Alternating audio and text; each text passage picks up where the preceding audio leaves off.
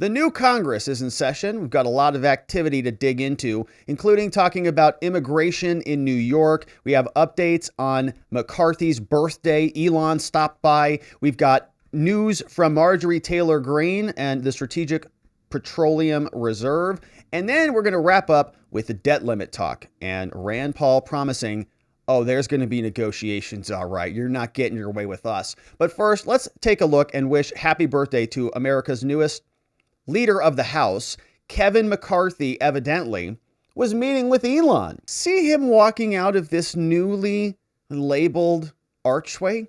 Speaker of the House, Kevin McCarthy. Ooh, I'm sure that one feels good, huh? So McCarthy drops that one and he comes walking out. And apparently in that room somewhere, or maybe leaving, was Tesla. Elon's Tesla. Huh? What did you wish to discuss? He came to wish me happy birthday. Okay. Guys, give us some room, please. Did you hear him? He said Elon came to wish him a happy birthday. Well, hey, what did Elon come to talk to you about? He said, well, Elon, what are you talking about? What are you talking about? He came to wish me a happy birthday. What did you wish to discuss? Huh? What did you wish to discuss? He came to wish me happy birthday. Okay. Guys, what a nice guy. What a nice guy. Elon's a nice guy. He flies all the way out to Washington to wish Kevin McCarthy a happy birthday.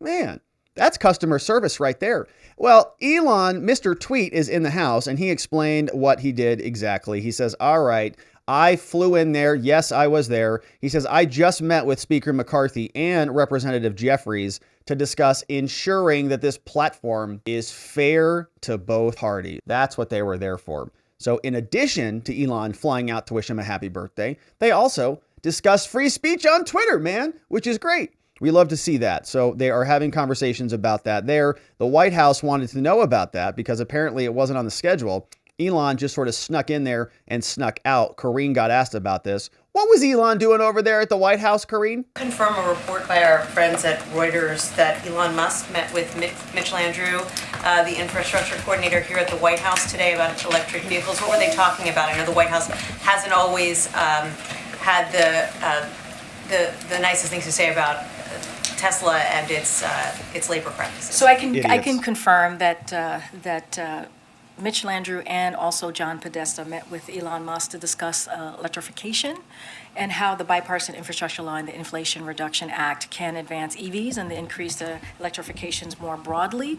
So that meeting did happen today, and so for sure I can confirm that to all of you. Mark, a turning of the page of the relationship between this White House and Elon Musk? I will say that I think the outreach and the meeting says a lot of how important the president thinks the bipartisan infrastructure legislation is and how the Inflation Reduction Act is, especially as it relates to EVs and his commitment. And so I will leave it there, but I think it's important that his senior members of his team had a meeting with Elon Musk today. It's good. Yeah, it's good. It's amazing how they keep talking about, green energy and saving the planet and all this stuff, but they don't like the biggest person who's responsible for most progress in that space. There was a question about whether Elon actually met with Joe Biden. Turns out that didn't happen. This reporter asked about this. Did Elon Musk request to meet with the president himself while he was in town this week? Well, what I can tell you, I would refer you to Elon Musk. I don't have any request to share with you right now. What I can tell you is that he did not meet with the president. It was his two senior advisors, as I just laid out, John Podesta and Mitch Landrieu, who met with Elon Musk today. I just don't have anything else to share about who asked whom. Following up, somewhat related to EVs. So they're talking a lot about that over there, and Elon has been doing a ton of stuff. There was a very interesting thread that came out from this fella called Dave Rubin about what's going on over there at Twitter. And Paul Minot brought this to our attention over on our locals community. But here is what Dave Rubin was saying. He said, I spent the last 2 days over at Twitter in San Francisco talking to engineers.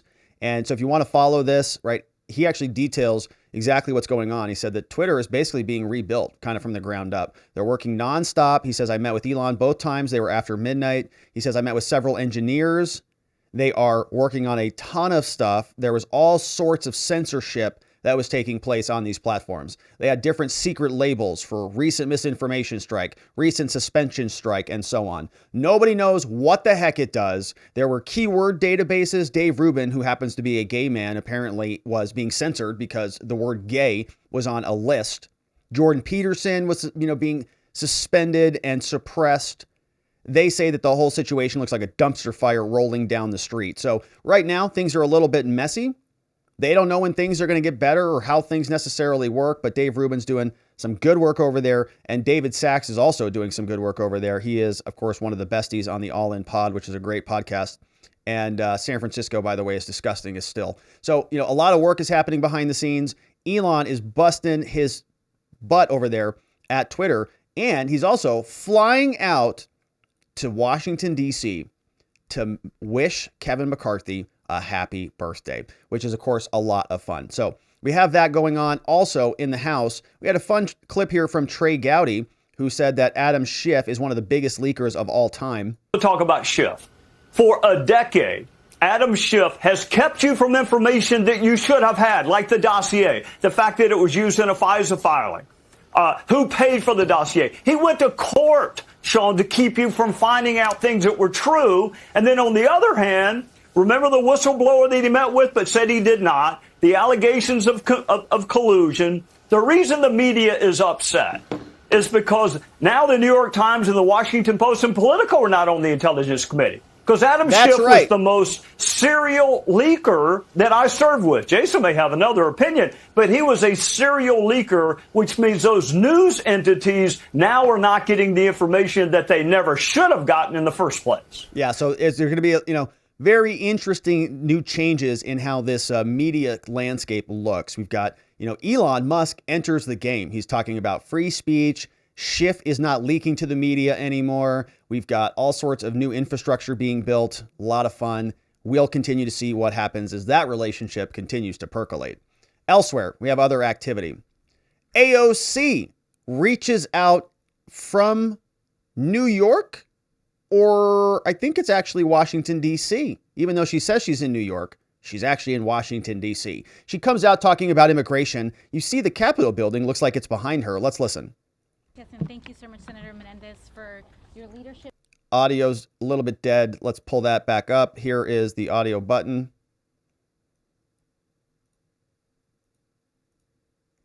Yes, and thank you so much, Senator Menendez, for your leadership on this issue. And we're so grateful that this is a bicameral effort. Thank you so much to all of our colleagues here in the House and the Senate. This is what makes us different, is that, whoa. Windy. This is what makes us different. Thank you so much, is that we are willing to hold administrations accountable for the rights of immigrants and immigrant families, regardless of party or allegiance. Right is right, and our main allegiance is to the families, immigrant and U.S. citizen families of the United States. So thank you to our co-leads here, Senators Menendez, Padilla, Lujan, and Booker, and Representatives Casar and Grijalva for co-leading on this, as well as our members here joining as 77 members total of the House and Senate, additionally, who have signed on to our letter, up to 80, as Senator Menendez had indicated. Last year, President Biden promised to end Title 42. Instead, he is now expanding restrictions on asylum seekers. But the right to seek asylum is enshrined in domestic and international law. Calling and the United out Biden. States is a shining example. And we have sought and aspired to be an example to uphold international law. Instead, this administration is making it effectively impossible to seek refuge at our border.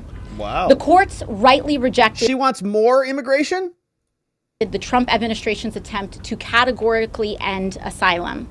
President Biden should listen to the courts and human rights activists and reverse course. There can be no confusing the Biden administration's immigration policy with the Trump administration's. Whoa. But doing better than Trump doesn't mean it shouldn't be the bar. Thousands of lives are being It's just put in better real than danger Trump. every day. There have been more than 10,000 violent attacks. on people at our border, including kidnappings, serious assaults, and deaths against individuals who were expelled due to Title 42 since the beginning of the Biden administration. Yeah, by incentivizing them to come to the border, all it's doing is causing additional harm and additional hardship and death and pain and suffering. She's describing it right there for us. And so let's take a look now at what James Comer wants to do. He sent a letter over to the Department of Homeland Security. Remember, James Comer is on the brand shiny new Committee on Oversight and Accountability. They wrote a letter today, January 27, 2023, from the House of Representatives over to the U.S. Department of Homeland Security, to the Honorable, so-called, Alejandro Mayorkas, the man responsible for the catastrophe at the border. Dear Secretary Mayorkas, writes James Comer, he says, all right, listen, buddy. On January 19th, I invited Chief Patrol agents of 4 U.S. Border Patrol sectors, 4 people, to testify at a hearing the week of February 6th. As I wrote these invitations, I said, quote, this hearing will examine the crisis on the southwest border and will enable members of Congress to obtain essential information to learn about border operations. Yet, instead of working to facilitate the testimony of those 4 professionals, your organization, DHS, is refusing to permit the 4 invited patrol agents to appear and provide testimony. Mayorkas is not letting them show up. DHS, he says, is obstructing congressional oversight. Comer says DHS pays lip service to its own internal protocols in making this determination, footnote 4. Referencing their own documents. Here is the 4 people who were listed. Chief Patrol agents. Oh, he's actually listing all of the different letters that he sent previously. He says, and even argues that it is DHS's prerogative, not Congress's, to determine for congressional committees who would be appropriate witnesses. All right, so Congress and Comer, they say, we want to interview these 4 people from your agency, Department of Homeland Security, Border Patrol. And they say, no, actually, we get to tell you what witnesses we'll provide to you. Don't ask us who you want to interview. We'll tell you who you can interview. DHS's internal protocols are not binding on Congress, says Comer, and it's irrelevant whether DHS disagrees with the committee's determination that these 4 law enforcement professionals should testify at a hearing. Taken to its logical conclusion, the arguments advanced by DHS would render most federal officials in the executive branch completely immune from testifying and providing essential information to Congress. It is unfortunate that you are trying to prevent the American people from hearing candid and truthful testimony from U.S. Border Patrol chief agents. Comer says this is necessary oversight, which you and your department are attempting to block. The Committee on Oversight and Accountability is the principal oversight committee, and we have authority to investigate any matter at any time under House Rule 10. Therefore, Comer says, listen, I reiterate my request for 4 U.S. Border Patrol chief agents to testify at a committee hearing on February 7th. I request you confirm their attendance no later than January 31st. Man, I'm going to have to start a calendar and start tracking all these dates because Comer is like firing off letters like every other day with new dates and new deadlines and new requests. Shout out to James Comer, Committee on Oversight and Accountability, just demanding answers. And this is great, right? Because we saw this. We covered many of these stupid letters. I mean, you know, I like them when they're from our side more. But we covered many of these letters from the J6 committee and all of their dumb select committees when they were in charge. So yeah, fire them up, send them out. What else are you going to do with your time? Send them out, demand, and if they don't show up, well, maybe you should issue subpoenas just like they did when they were in charge. So we can see new activity going on in the immigration field as well. And we have more going on in Congress. And so let's turn our attention now over to Marjorie Taylor Greene. Marjorie Taylor Greene. The Strategic Petroleum Reserve was drained by the Biden administration. Marjorie introduced an amendment that aims to refill them by sort of tying Biden's hands and forcing him to refill them. Here's what Rep. Marjorie Taylor Greene posted on Twitter. She says, Joe Biden has destroyed the Strategic Petroleum Reserve, sold it all to China. That's your oil, America.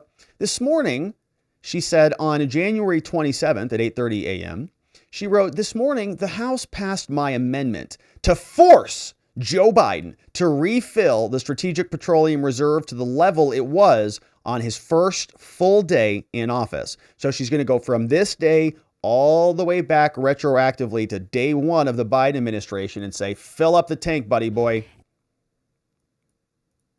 Mr. Chair, plans are extremely important, but unfortunately, our president has given us no plan on how he will replace all of the oil, very important oil, that has been sold out of our Strategic Petroleum Reserve.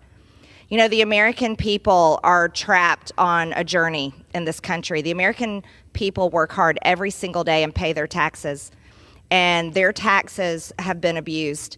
Their tax dollars were used to fill up the supply in the Strategic Petroleum Reserve. And in 2 years' time, this president has sold out America by selling our Strategic Petroleum Reserves and creating a national security crisis for all of America. I'm introducing an amendment today that will require a leasing plan from day one of President Biden's presidency, all the way inauguration day, when this bill is enacted into law. President Biden will have to come up with a plan to tell the American people how he will clean up his mess and refill America's SPR.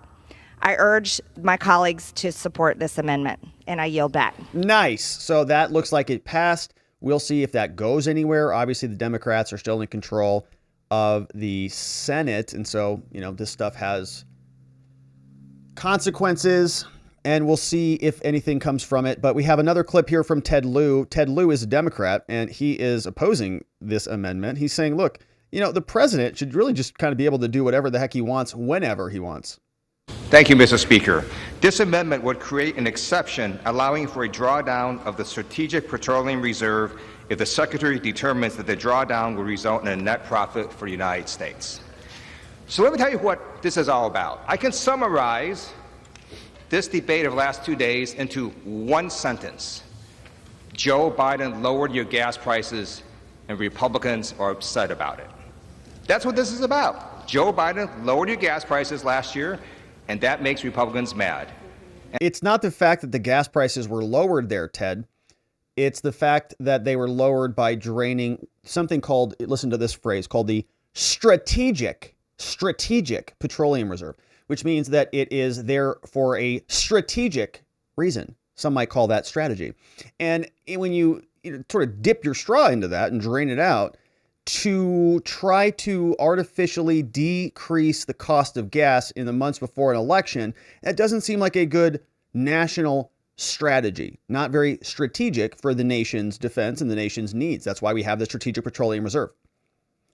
Now, if Republicans did that, you'd also have a problem with that. Rightfully so. Everybody would be upset about that. Republicans are not upset about the low gas prices. If the Democrats agreed with the Republicans and decided to drill, baby, drill, and drill hard, drill fast, drill with incredible depth and girth, then, you know, low gas prices would be welcomed and everybody would be very happy about that. But that's not what they did.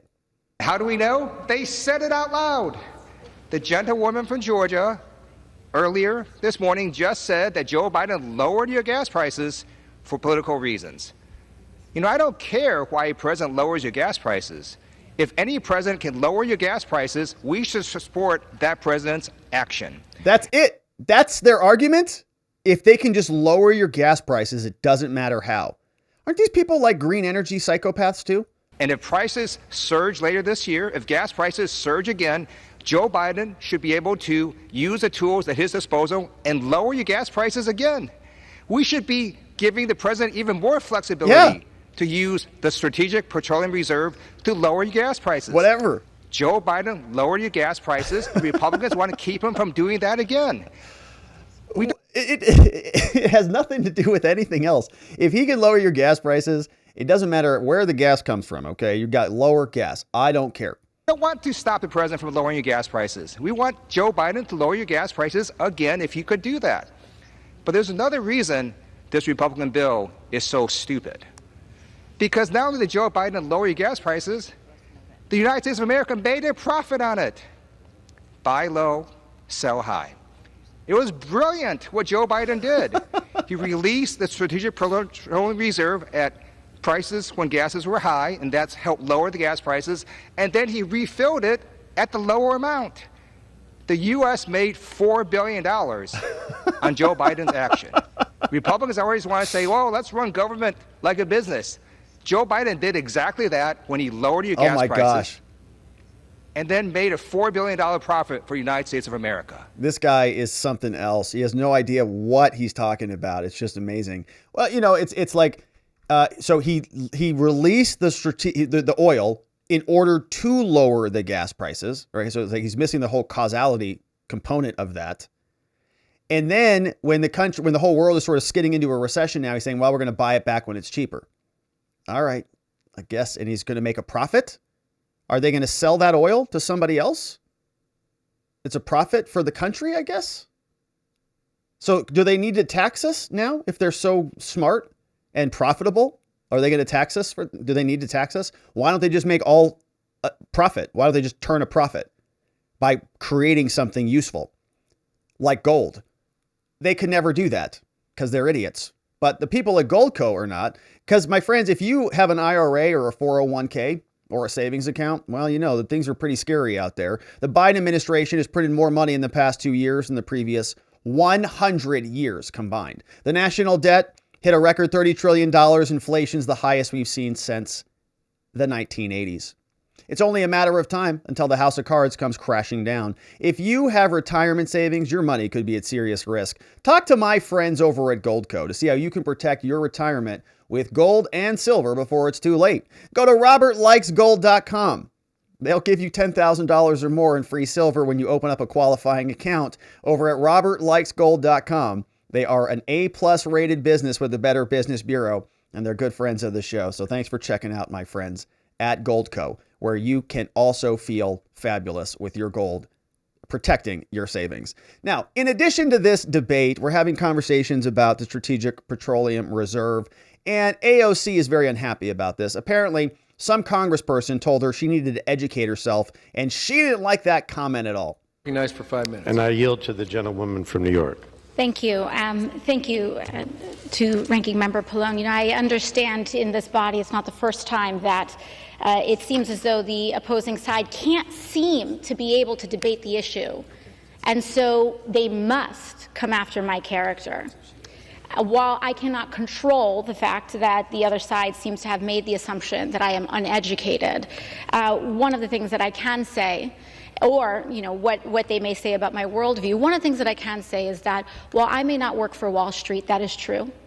I may not be here with the mission to increase profits for corporations. That is true. My mission here is for the well-being and dignity of our family and our planet's future, for our children's ability to live on this planet. That is what this amendment is about. Oh. Moreover, when we talk... So if that amendment passes, her children are not going to be able to live on this planet? Oh, great.